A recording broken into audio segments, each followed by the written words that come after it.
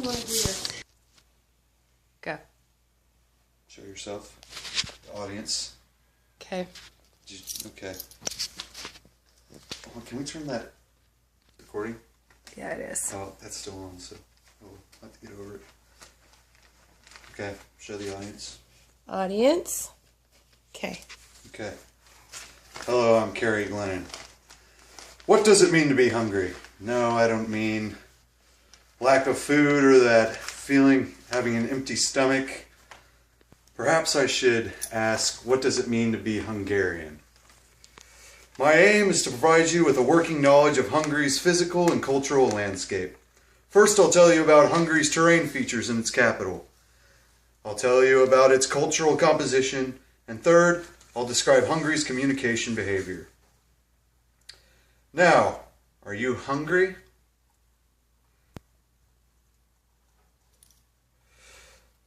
Let's see. Hungary is a landlocked nation in Central Europe. Hungary has two major rivers within its borders, the Danube and the Tisza. Sorry. The capital, Budapest, straddles the Danube River in north-central Hungary.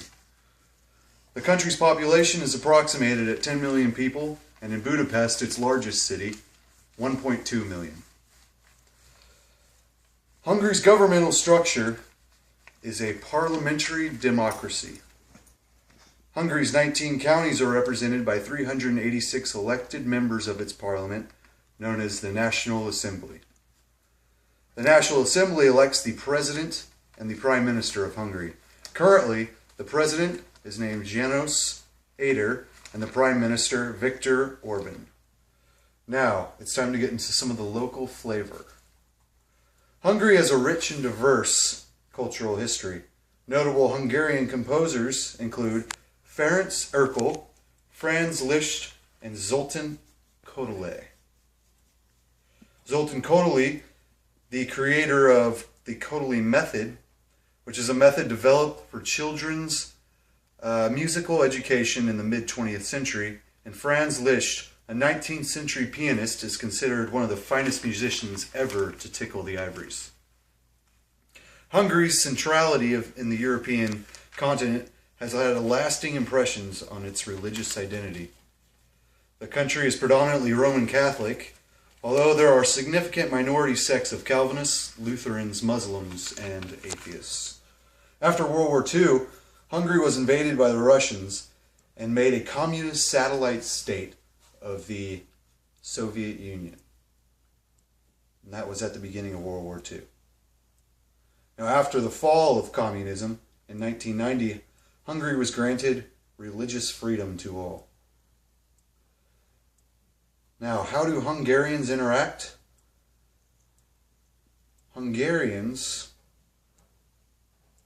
have a low power distance.